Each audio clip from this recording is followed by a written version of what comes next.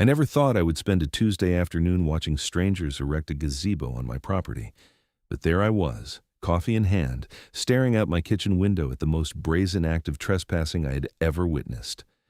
My name is Robert Donovan, and I had inherited my grandmother's 12-acre property just outside of Austin, Texas about 8 months ago. The land was beautiful, mostly open fields with a creek running through the back portion, bordered by oak trees that had stood for decades. When Grandma May passed, she left the property to me specifically because she knew I would appreciate it the way she had. She had always been fiercely independent, refusing to join the neighborhood HOA that had formed in the surrounding area about 15 years ago.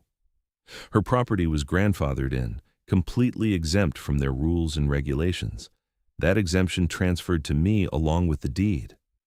The Meadowbrook Estates HOA had been a nuisance from day one of my ownership. Their president, a woman named Patricia Hendricks, had shown up at my door within a week of me moving in, clipboard in hand, explaining that while my property was not technically part of the HOA, I should consider joining for the good of the community. She was in her early 50s with that specific haircut that seemed to be standard issue for people who enjoyed telling others what to do. I had politely declined. Then she showed up again, and again. Each time with a new pitch about community values and property standards. I worked from home as a software consultant, which gave me a flexible schedule and the ability to keep an eye on things. That Tuesday morning in late April, I had been finishing up a client call when I noticed trucks pulling up to the eastern section of my field, the part closest to the main HOA neighborhood. At first, I thought maybe they were lost. But then I watched as workers began unloading lumber, bags of concrete, and what appeared to be the components of a substantial gazebo. I walked outside, still holding my coffee mug. The spring air was warm, and I could smell the freshly cut grass from a neighbor's yard. As I approached the work crew, a woman stepped out of a Mercedes SUV, Patricia. Of course it was Patricia. "Good morning, Robert," she said cheerfully, as if this was the most normal thing in the world. "I wanted to let you know what we are doing here." "You are building something on my property," I said flatly. "Without permission." She waved her hand dismissively. "We reviewed the community plans and determined this location was optimal for our new community gazebo. It will be a gathering space for residents to enjoy. You should be thrilled. It will increase your property value." I felt my jaw tighten. "Patricia, this is my land. You cannot build anything here." "Actually," she pulled out her clipboard, always with that clipboard. "According to the community development plan filed with the county in 2009, this area was designated for community use. Your grandmother may have been grandfathered out of HOA fees, but certain community easements still apply." I knew for a fact that was complete nonsense. I had read through every document related to the property multiple times with my lawyer when I inherited it. There were no easements, no community use designations, nothing. The property was entirely mine. "Show me that documentation," I said. She smiled that tight smile that people use when they think they have won. "It is all on file at the county office. Now, if you will excuse me, we have a lot of work to do. The grand opening is scheduled for this Saturday." I stood there for a moment, considering my options. I could call the police right now, have them removed for trespassing. I could get a lawyer on the phone and seek an immediate injunction. But as I watched Patricia directing the workers with the confidence of someone who believed she was entirely in the right, a different idea began forming in my mind. "When did you say the grand opening was?" I asked. "Saturday at 2 in the afternoon. You are welcome to attend, of course. We will have refreshments." "I will think about it," I said, and walked back to my house. The moment I was inside, I called my lawyer, Marcus Chen. Marcus had handled my grandmother's estate and had become a friend in the process. He practiced property law in Austin and knew the ins and outs of HOA regulations better than anyone I knew. "Marcus, they are building a gazebo on my property right now," I said as soon as he picked up. "Who is they?" "The HOA, Patricia Hendricks, and her crew." I heard him sigh. "Robert, please tell me you are joking." "I wish I was. She claims there is some kind of community easement from 2009. I know that's not true, but I want to be absolutely certain before I proceed. Give me an hour. I will pull every document related to your property and the HOA formation. Do not do anything rash." Define rash. Do not burn down the gazebo. I was not planning on it. Good. I will call you back. I spent the next hour watching from my window as the construction progressed. They worked fast. I had to give them that. By lunchtime, the foundation posts were set in concrete, and they were already beginning to assemble the frame. It was going to be a nice gazebo, probably 16 feet across, octagonal, with a shingled roof. I estimated they were investing at least $15,000 into this structure. Marcus called back exactly 58 minutes later. There is no easement. There is no community use designation. Your property is entirely private, and they have no legal right to build anything on it. Your grandmother made very sure of that when the HOA was forming. She even had it written into the county records with very specific language to prevent exactly this kind of thing. So what Patricia showed me was fake. Either fake or she is misreading something that applies to a completely different area. Either way, you have every legal right to stop construction immediately and have the structure removed at their expense. What if I let them finish? There was a pause. Why would you do that? Because I want them to invest every penny into this project. I want them to host their grand opening, invite all the residents, have their little celebration, and then I want to hand them eviction papers in front of everyone. Marcus laughed. It was a genuine, delighted laugh. That is petty. I love it. But you need to be careful. If you give implied consent by allowing construction, it could complicate things. What if I send them a certified letter right now, clearly stating they are trespassing and any construction is done at their own risk? That would work. Send it certified, return receipt requested, document everything with photos and videos, keep a daily log. That way, when you do serve them with the eviction notice, you have proof that you explicitly told them they had no permission. Can you draft that letter for me? I can have it to you in 30 minutes. Robert, are you sure about this? You could just stop them now and be done with it. I am sure. Patricia has been harassing me for months about joining the HOA. She has sent me violation notices for things like my grass being half an inch too tall, even though I am not part of the HOA. She has threatened to sue me for not following their paint color guidelines. I am not part of their association. This needs to stop, and it needs to stop in a way that makes it very clear that they cannot bully their way onto my property. Okay, I will draft the letter. In the meantime, start documenting.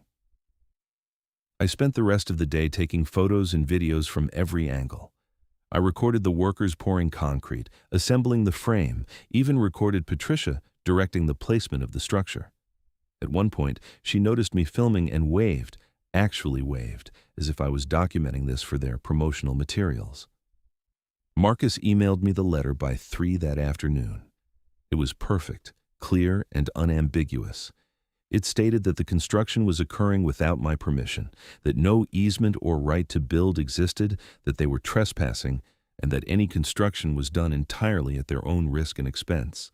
I printed it, signed it, and drove to the post office to send it certified mail to Patricia's address, which was listed on all her previous correspondence to me.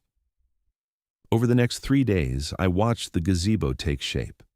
It really was beautiful work. They installed a cedar shake roof, built in benches around the interior perimeter, and even ran electricity out to it for lighting. On Friday afternoon, they began decorating. There were flower arrangements, strings of lights, banners that read Grand Opening, and Meadowbrook Estates Community Gazebo. Patricia showed up multiple times each day to inspect the progress. On Thursday, I saw her accept delivery of the certified letter. She opened it right there at her mailbox, read it, and I watched her face turn red even from 200 yards away. She got in her Mercedes and drove straight to my house. I met her at the door before she could knock. "Good afternoon, Patricia." "This letter is ridiculous," she said, waving it at me. "You cannot stop this project now. We have invested significant funds, and the community is counting on this amenity." The letter is very clear. You are building on my private property without permission. I am documenting everything. We will sue you for interference with community development. You are welcome to try. I look forward to seeing what community development rights you think you have on my private property that has never been part of your HOA. Her face had gone from red to almost purple. You are being unreasonable. This is for the good of everyone. No, Patricia, this is you deciding you know better than everyone else and doing whatever you want regardless of property rights or basic legal boundaries. The gazebo is being built at your own risk. If I were you, I would stop construction now and remove what you have built. But that is just friendly advice. We will see about this, she said, and stormed back to her vehicle. I immediately called Marcus. She got the letter and came to confront me. I recorded the entire interaction. Good. Keep recording everything. Has she stopped construction? Let me check. I walked to the window. The workers were still there, now installing the decorative railings. Nope, still going. Then she's making her own bed. I will start preparing the eviction notice and the trespass documentation. Do you still want to wait until after their grand opening? Absolutely. You are enjoying this way too much. After months of her harassment, you are right. I am. Friday evening, I watched them do a final walkthrough. Patricia brought several other HOA board members with her. I recognized them from the neighborhood. There was Gerald Thompson, the vice president, a retired accountant who wore khakis every single day. Linda Watson, the treasurer, who had once complained about my truck being visible from the street, and Deborah Morrison, the secretary, who had sent me a nastygram about my recycling bins being out past 7 in the morning on trash day.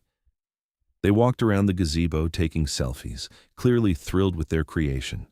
Someone popped a bottle of champagne for a pre-celebration toast.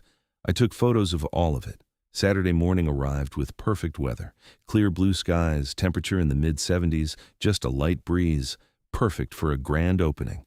I watched as they set up tables with refreshments around noon. There was a catered spread, nothing fancy but decent. Sandwiches, fruit trays, cookies, and several coolers of drinks. They set up a small podium with a microphone and speaker system. This was a full production. Marcus arrived at my house at 1 o'clock. He carried a leather portfolio with all the documentation we needed. I still cannot believe you are doing this, he said, but he was grinning. I cannot believe they actually went through with it after receiving that letter. Pride. That is what this is. She cannot back down because it would mean admitting she was wrong. Well, she is about to have a very public education in property rights. We watched from my porch as residents began arriving around 1:30. There were probably 50 people who showed up, maybe more. Families with kids, elderly couples, young professionals. The neighborhood turned out. They gathered around the gazebo, admiring the craftsmanship, taking photos. Patricia stood near the podium, greeting everyone like she was hosting a presidential inauguration. At exactly 2 o'clock, Patricia tapped the microphone. Good afternoon, everyone. Thank you so much for coming to the grand opening of our beautiful new community gazebo. There was applause.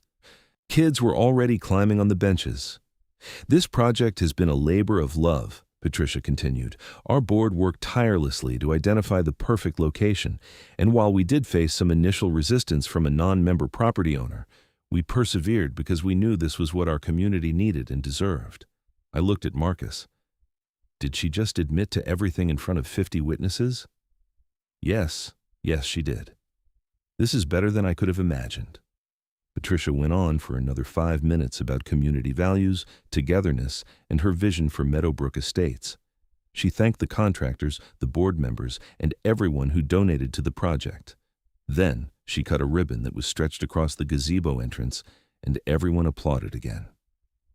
Now? I asked Marcus. Now, he confirmed. We walked across the field together, Marcus carrying his portfolio. As we approached, several people noticed us. The crowd parted slightly and the talking died down. Patricia saw us coming, and her smile faltered for just a moment before she plastered it back on. Robert, she said loudly, projecting for the crowd, how wonderful that you decided to join us after all. I told everyone you would come around. Patricia, I said, keeping my voice calm and clear. I am not here to join your celebration. I am here to serve you with formal legal notice. The crowd went completely silent. Marcus opened his portfolio and handed me a document. This is an eviction notice for the structure you have built on my private property without permission. You have 7 days to remove the gazebo completely and restore the land to its original condition. Failure to do so will result in legal action, and you will be charged for the cost of removal plus damages. Patricia's face went white. You cannot do this. We sent you notice. We followed all the procedures. You followed HOA procedures for HOA property. This is not HOA property. This is my private land, and it has never been part of your association. My grandmother ensured that when your HOA was formed, and those protections transferred to me with the deed." Gerald stepped forward. "Now see here, we have community development rights." Marcus spoke up for the first time. "No, you do not. I am Marcus Chen, Mr. Donovan's attorney. There are no easements, no community development rights, and no legal basis for this structure. Mr. Donovan sent you certified notice on Tuesday that you were trespassing. You received that notice and continued construction anyway. Every action you took after receiving that notice was done with full knowledge that you had no legal right to be here." Linda's voice came from the crowd. "But we spent $22,000 on this project." "That was your choice," I said, "a choice you made on someone else's property without permission. I told you Tuesday morning when I caught you beginning construction that you did not have permission. You claimed there was an easement. There is no easement. You gambled that you could bully your way through this, and you lost." Patricia was shaking with anger. "This is outrageous. We did this for the community. You did this on my property. That is trespassing and constructing without consent. The eviction notice is legal and binding. You have 7 days. I handed her the document. She did not take it, so I set it on the podium. "There are additional copies for each board member," Marcus said, handing documents to Gerald, Linda, and Deborah. "You are all named as responsible parties since you all participated in the decision to build on private property." The crowd had started murmuring. I could hear fragments of conversations. Is this really his property? Did they not check? $22,000? A man I did not recognize spoke up. "Wait, so the HOA spent our money building on private property without permission?" "That appears to be the case," Marcus said. "You may want to review your HOA financial statements and determine if appropriate due diligence was performed before funds were allocated." That started a whole new wave of conversation. Angry conversation. People were pulling out phones, presumably to look up property records. Patricia tried to speak into the microphone again, but someone had turned it off. "This is not over," Patricia said to me, her voice low and venomous. "We will fight this." "You are welcome to try," I said, "but I suggest you consult with an attorney first, a real one who will tell you the truth instead of what you want to hear." Marcus and I walked back to my house, leaving chaos in our wake. Behind us, I could hear raised voices as residents confronted the board members. Patricia was trying to explain, but she was being shouted over by angry homeowners who had just realized their HOA fees had been spent on an illegal construction project. We sat on my porch and watched the event disintegrate. Within 20 minutes, people started leaving. The catering tables were abandoned. Patricia and the board members huddled together, clearly arguing. By 3 o'clock, everyone was gone except for the board members, who stood around the gazebo like mourners at a funeral. "Do you think they will actually remove it?" I asked Marcus. "Honestly? Probably not voluntarily. They will likely try to fight it first, waste more money on legal fees, and then remove it after a court orders them to. But that is their choice." "What are my next steps?" "Document that you served them. I already photographed you handing over the notices. Now, we wait 7 days. If they do not remove the structure, we file for an injunction and seek a court order for removal plus damages. Given that you have documentation of the certified letter warning them, and they continued anyway, you have an extremely strong case." Over the next few days, my phone rang constantly. I let most calls go to voicemail. Patricia left several messages, alternating between threatening legal action and trying to negotiate. Gerald left a message suggesting I was being unreasonable and that we should work something out as neighbors. Linda left a rambling message about community spirit and property values. The only call I returned was from a resident named Michelle Sanders, who was not on the board. She asked if she could come speak with me in person, and something in her voice made me agree. She showed up that Tuesday evening, a woman in her 30s with 2 young kids who stayed in the car. "Mr. Donovan, I am not here to yell at you or defend the board. I am here to apologize." That caught me off guard. Apologize? A lot of us had no idea what the board was doing. We pay our HOA fees and trust that they are being responsible with the money. Finding out they spent $22,000 building on someone else's property without permission? That is fraud. That is misappropriation of funds. Some of us are organizing to recall the entire board. I appreciate you telling me that. Can I ask why you let them finish building before you served them with the eviction? I considered how to answer that. Honestly, because Patricia has been harassing me for months, threatening me with violations I cannot receive because I am not part of the HOA, sending me legal threats for things like having my truck parked in my own driveway. I wanted her to understand that actions have consequences and that she cannot just bully people into doing what she wants. Michelle nodded slowly. I get it. I really do. She's been a nightmare for a lot of people. But now the whole neighborhood is going to pay for her mistake. That's not my intention. I just want my property rights respected. I understand. Thank you for talking with me. She paused at the door. For what it is worth, I think a lot of people are finally seeing who Patricia really is. This might be the best thing that could have happened to our neighborhood, even if it is painful right now. The 7-day deadline came and went. The gazebo remained standing. I was not surprised. Marcus filed the necessary paperwork with the court, and we were given a hearing date 2 weeks out. During those 2 weeks, things got interesting. I started receiving letters from individual HOA members apologizing for the board's actions. Someone left a fruit basket on my porch with a note saying, "Sorry for the mess." But I also got nastier letters, people calling me selfish and petty, saying I was ruining the neighborhood.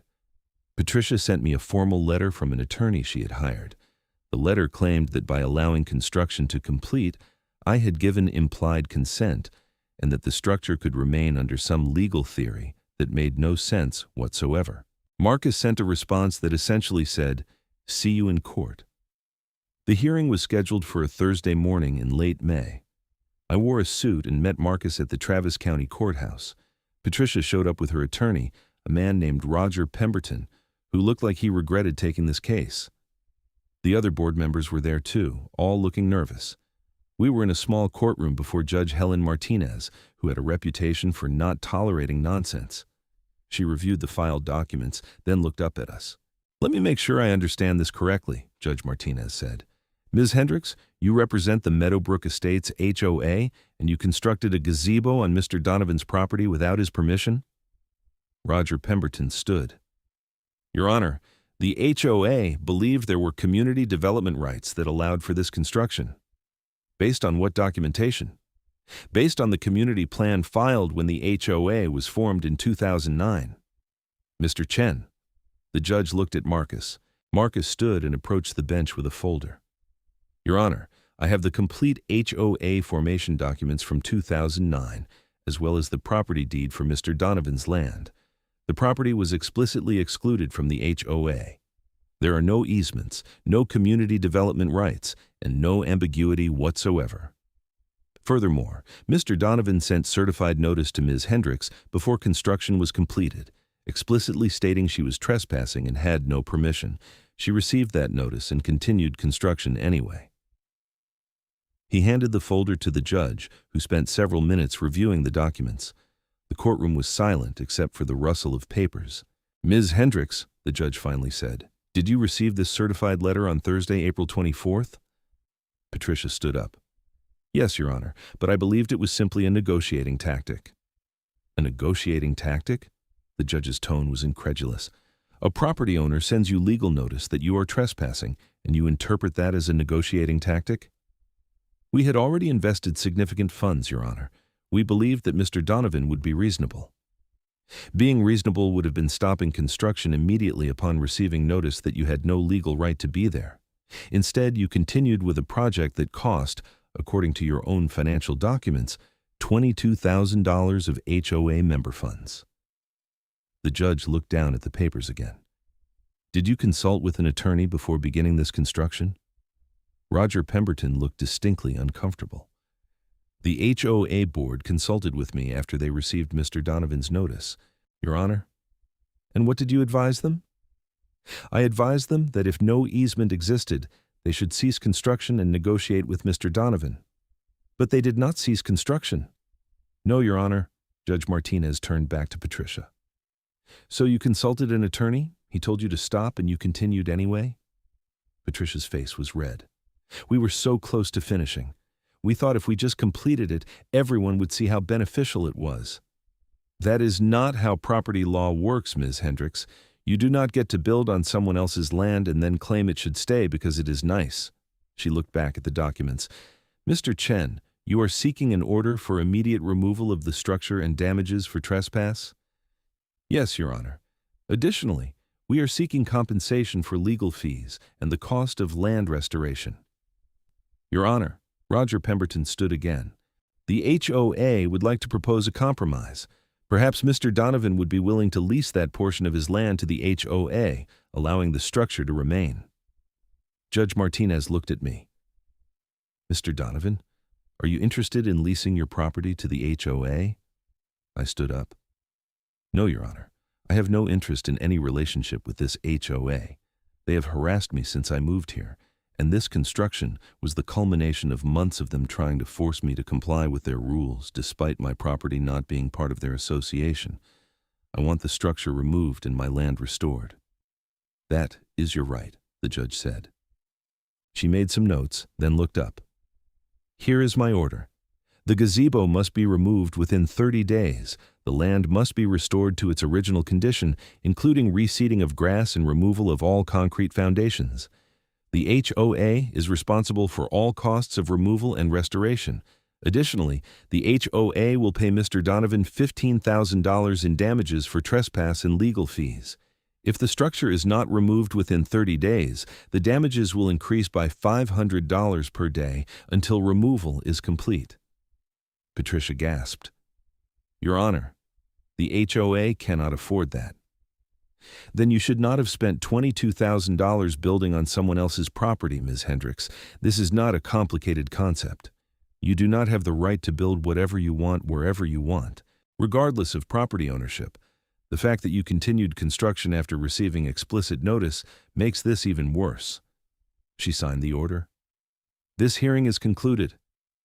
We all stood as the judge left the courtroom. Marcus was grinning. That went better than I expected. Patricia marched over to us, Roger trying to hold her back. You are destroying our community, she hissed at me. No, Patricia, you destroyed your own community by thinking you were above the law. You spent HOA member funds on an illegal project. You ignored legal notice. You continued construction after your own attorney told you to stop. This is entirely on you. Roger pulled her away before she could respond.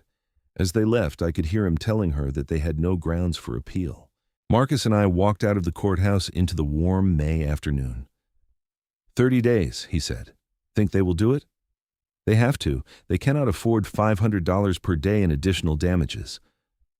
Want to bet they try to negotiate anyway? He was right. That evening, I received an email from Roger Pemberton asking if I would be willing to reduce the damages in exchange for faster removal of the structure. I forwarded it to Marcus, who sent back a one-line response. The court order stands.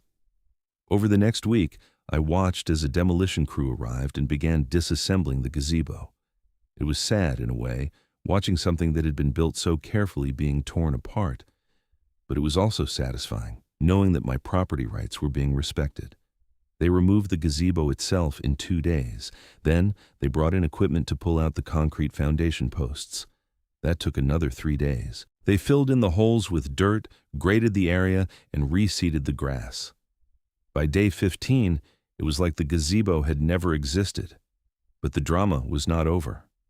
2 weeks after the court order, I received a call from a detective with the Austin Police Department, a Detective Jennifer Walsh. She asked if she could come speak with me about the HOA situation. Detective Walsh arrived the next morning, a woman in her 40s with short brown hair and sharp eyes. Mr. Donovan, thank you for meeting with me. I am investigating possible fraud and misappropriation of funds by the Meadowbrook Estates HOA board. Investigating? Who filed a complaint? Multiple HOA members. Once word got out about what happened with the gazebo, residents started looking more carefully at the HOA financial records. They found some irregularities. She opened a notebook. Can you walk me through what happened with the gazebo from your perspective? I told her everything, from Patricia's first appearance at my door to the court hearing. She took detailed notes, occasionally asking clarifying questions. "And you still have all the documentation? The certified letter, photos, videos?" "Everything. My attorney has copies as well." "I'm going to need to see all of that. Here is the thing, Mr. Donovan. The gazebo situation might just be the tip of the iceberg. We have HOA members reporting that the board approved expenditures without proper votes, that funds were spent on projects that never happened, that the financial records have not been properly audited in years. The gazebo is the most obvious example because it resulted in a court case, but there may be a pattern of financial mismanagement or worse." "How bad are we talking?" "Potentially hundreds of thousands of dollars over several years. I cannot give you specifics because the investigation is ongoing, but let's just say the gazebo is not the only questionable expense." I provided Detective Walsh with copies of everything I had. She thanked me and said she would be in touch if she had more questions. As she was leaving, she paused. "For what it is worth, Mr. Donovan, you did the right thing. People like Patricia Hendricks think that a little bit of power means they can do whatever they want. They need to be held accountable." Over the next month, things escalated quickly. The detective's investigation expanded. Forensic accountants were brought in to review the HOA books. It turned out that Patricia had been using HOA funds for personal expenses, claiming they were business-related. Things like expensive dinners, spa days, even a vacation to Hawaii that she claimed was research for community development. Gerald Thompson had been approving invoices from his nephew's landscaping company at inflated rates. Linda Watson had been skimming money from the maintenance fund. Deborah Morrison was the only board member who seemed to be relatively innocent, though she had definitely turned a blind eye to what the others were doing. The story made the local news. "HOA board arrested for fraud" was the headline. I watched the news segment showing Patricia, Gerald, and Linda being led out of their homes in handcuffs. Patricia was crying, claiming she had done everything for the community. Gerald was silent. Linda was yelling at the reporters. My phone rang off the hook with interview requests, but I declined them all. This was not about me. This was about property rights and accountability. Michelle Sanders, the woman who had apologized to me weeks ago, called to thank me. "You opened the door that let all this come out," she said. "If you had not stood up to them about the gazebo, we never would have started looking at the finances. We would have kept letting them steal from us." "I just wanted them off my property," I said. "I know, but you did more than that. You showed everyone that Patricia was not untouchable. The neighborhood is coming together now, forming a new board with actual oversight and transparency. We are going to be okay." The criminal case took months to work through the system. Patricia, Gerald, and Linda were all charged with multiple counts of fraud and misappropriation of funds. Patricia's case was the worst because she had been the ringleader, and her personal use of HOA funds was the most egregious. In September, they all accepted plea deals. Patricia got 2 years in prison and 5 years probation. She also had to pay back over $150,000. Gerald got 18 months and had to pay back $80,000. Linda got a year and owed $60,000. All three were banned from ever serving on an HOA board again. The civil cases were separate. The HOA, under new leadership, sued all three former board members to recover funds. My case for the $15,000 in damages was resolved quickly. The new board paid me immediately and apologized profusely for the previous board's actions. Deborah Morrison, the former secretary, resigned from the board but was not charged criminally. She came to my house one afternoon in October to apologize in person. "I knew something was not right," she said, tears in her eyes. "But I thought if I just kept my head down and did my job, it would be fine. I should have spoken up. I should have stopped them." "You did not build on my property," I said. "You did not steal money. You are not responsible for their choices. But I enabled them by staying silent.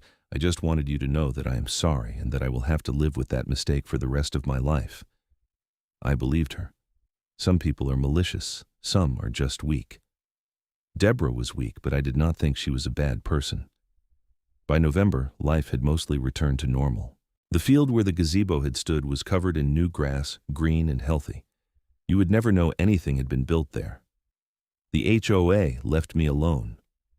The new board sent me a letter explicitly acknowledging my property boundaries and confirming that my property was not subject to any HOA rules or fees.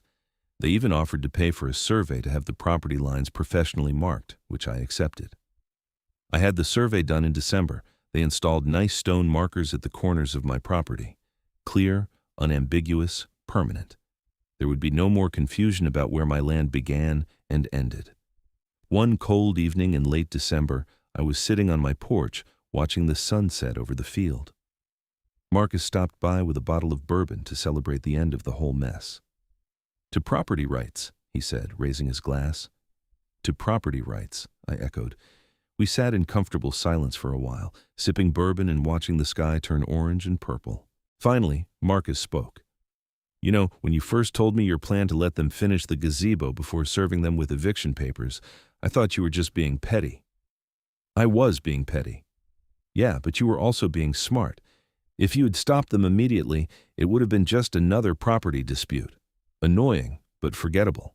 By letting them commit fully to their mistake, by letting them invest all that money and throw their grand opening, you made it impossible to ignore.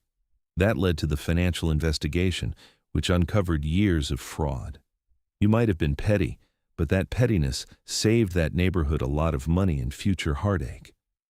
I just wanted them off my land." "I know, but sometimes the right action for the wrong reasons is still the right action." He refilled our glasses. "So what are you going to do with that field now?" I looked out at the open space, peaceful and empty. "Nothing. Maybe plant some wildflowers in the spring. Let it be what it was always supposed to be, open land. My grandmother loved this property because it was hers and no one could tell her what to do with it. I think I will honor that. No gazebo of your own."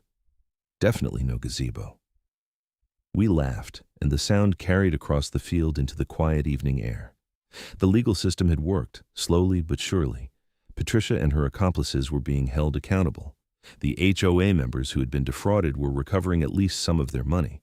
My property rights were secured and documented. Justice had been served, even if it had taken a somewhat unconventional path to get there. As winter settled over Central Texas, I found myself appreciating the property more than ever. I understood why my grandmother had fought so hard to keep it independent from the HOA. It was not about being antisocial or difficult. It was about maintaining autonomy, about having a space that was truly yours, governed by your rules and your choices. I had learned a lot through this whole experience. I learned that standing up for yourself sometimes means being uncomfortable. It means being willing to be called petty or unreasonable by people who want you to just go along with what they want. I learned that documentation is everything in legal disputes. I learned that some people will continue to push boundaries until they face real consequences.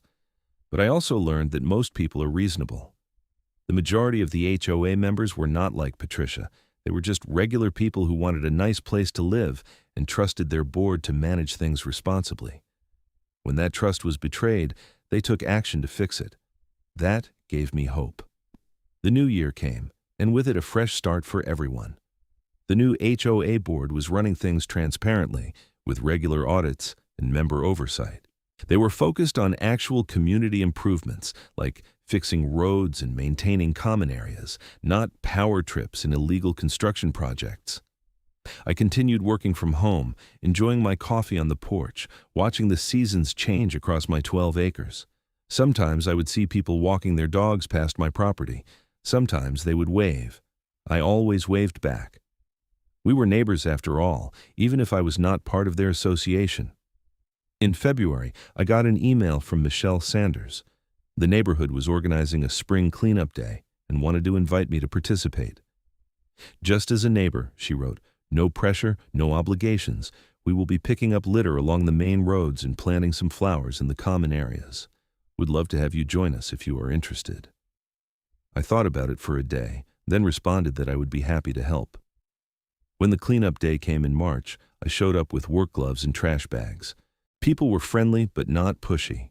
We picked up litter, pulled weeds, planted flowers. It was a good day. At the end, we had a potluck in one of the actual HOA common areas, a small park with playground equipment. Patricia's name never came up once. It was like the neighborhood had decided collectively to move forward without dwelling on the past. I respected that. As spring fully arrived and the wildflowers I had planted began to bloom across my field, I realized that the whole gazebo situation had taught me something important about community. Real community is not about forcing everyone to conform to the same rules or look the same or maintain their property in identical ways. Real community is about respecting boundaries, both literal and figurative. It is about people choosing to come together, not being coerced into false unity. My grandmother had understood that. She had been part of the community in all the ways that mattered. She knew her neighbors, helped when people needed it, participated in local events. But she had also maintained her independence and her right to govern her own property. That balance was what I was trying to achieve now. One April evening, I was working in my garden when a young couple walking their dog stopped at the edge of my property. "Excuse me," the woman called out. "Are you Robert Donovan?" I walked over, wiping dirt from my hands. "I am. We just moved into the neighborhood last month. I am Jessica, and this is my husband, Tom. We heard about what happened with the old HOA board. We just wanted to say thank you." I was surprised. "Thank me," Tom spoke up. "We almost did not buy our house because the HOA fees seemed high and the rules seemed excessive. But after the old board was replaced and everything got cleaned up, the fees actually went down, and the new board is much more reasonable. If you had not stood up to them, this neighborhood would probably still be dealing with their corruption." "I really just wanted them off my property," I said, feeling like I had said that sentence 1,000 times over the past year. Jessica laughed. "Maybe, but you did not have to handle it the way you did. You could have just stopped them the first day. Instead, you let them make the mistake big enough that everyone noticed. That took guts." We chatted for a few more minutes about the neighborhood and their new house before they continued their walk. As I watched them go, I felt a sense of closure I had not realized I was missing. The whole situation had not just been about me versus the HOA. It had been about setting a precedent, about showing that property rights matter and that abuse of power has consequences. The field where the gazebo had briefly stood was now a carpet of Texas bluebonnets, Indian paintbrush, and Mexican hats. The wildflowers swayed in the breeze, a natural beauty that no constructed gazebo could match. My grandmother would have loved it. I thought about Patricia sometimes serving her prison sentence. I did not hate her, despite everything. I felt something closer to pity. She had been so convinced that she knew what was best for everyone that she had lost sight of basic ethics and legality. Her desire for control had destroyed her life and hurt many people. That was a cautionary tale worth remembering. But mostly, I did not think about her at all. I thought about my garden, my work, my property. I thought about the creek in the back where I liked to sit and read on quiet afternoons. I thought about the oak trees that had stood for generations and would hopefully stand for generations more. In May, exactly a year after the whole situation had reached its climax, Marcus and I sat on my porch again with bourbon. It had become an annual tradition, apparently. "To surviving your first year as a property owner," Marcus said. "To surviving HOA drama," I countered. We clinked glasses. The sun was setting across the field, painting the sky in brilliant shades of orange and gold. The wildflowers glowed in the fading light. Somewhere in the distance, I could hear children playing in the neighborhood park. "You know what the funny thing is?" I said. "I actually have a better relationship with the neighborhood now than I ever would have if none of this had happened. People know me. They respect the boundaries. We are friendly but not obligated to each other. It is exactly what I wanted." "Sometimes you have to go through the storm to get to the calm," Marcus said. "That is surprisingly philosophical for a property lawyer." "I contain multitudes." We laughed and drank our bourbon and watched the sun complete its descent. My phone buzzed with a text from Michelle Sanders asking if I wanted to join a neighborhood barbecue next weekend. I texted back that I would be there. Life had a funny way of working out sometimes. I had moved to this property expecting to be a loner, someone on the edge of the neighborhood but not part of it. Instead, by standing my ground and refusing to be bullied, I had somehow become a respected member of the community. Not because I joined their HOA or followed their rules, but because I had shown that principles matter and boundaries are worth defending. My grandmother's legacy was secure. Her property remained independent, ungoverned by anyone but its owner. The oak trees still stood, the creek still flowed, the land was still free. And in the field where an unwanted gazebo had briefly stood, wildflowers bloomed, dancing in the Texas wind, beautiful and unrestrained and entirely at home. That felt like the right ending to the story. Not with anger or resentment, but with flowers and friendship and the quiet satisfaction of knowing that when it mattered, I had stood my ground and let the law take its course. Patricia had learned that power without accountability leads to destruction. The neighborhood had learned that vigilance and transparency matter in community governance. And I had learned that sometimes being stubborn and petty and absolutely unwilling to back down is exactly the right response to bullying. The gazebo was gone, removed as thoroughly as if it had never existed. But the lessons it taught remained, built on a foundation far more solid than concrete, rooted in the fundamental truth that your property is yours, and no one has the right to take that from you, no matter how convinced they are that they know better. As darkness fell and Marcus and I finished our bourbon, I felt genuinely content. The year had been chaotic and stressful and occasionally infuriating, but it had also been clarifying. I knew who I was now. I knew what I stood for. And I knew that this property, these 12 acres of Texas land, was exactly where I was meant to be. The story of the unwanted gazebo would probably be told in the neighborhood for years to come, getting slightly more exaggerated with each retelling. That was fine. Stories need to be told. Lessons need to be passed down. Future HOA boards would hear about Patricia Hendricks and her illegal gazebo and hopefully think twice before overstepping their authority. And I would continue living on my grandmother's property, maintaining her legacy of independence and self-determination, growing wildflowers where others had tried to build monuments to their own ego, and finding peace in the simple act of owning land that was truly, completely, legally mine.